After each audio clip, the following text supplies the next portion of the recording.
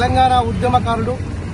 నాడు కేసీఆర్ గారు నిర్వహించినటువంటి తెలంగాణ ఉద్యమంలో మరి కేసీఆర్ గారు నిర్వహించినటువంటి తెలంగాణ వచ్చుడో కేసీఆర్ సచ్చుడు అనేటువంటి నినాదంతో మరి ఆ రోజు కేసీఆర్ గారు చేసినటువంటి పోరాటానికి తాను కూడా తోడుగా ఉండడానికి మరి ఆయన ఆ రోజు ప్రజారాజ్యం పార్టీలో ఉన్నప్పటికీ కూడా ఆ పార్టీని విడిచిపెట్టి తెలంగాణ రాష్ట్ర సాధనే ధ్యేయంగా ఆనాడు విద్యార్థి ఉద్యమంలో కొనసాగినటువంటి మిత్రుడు.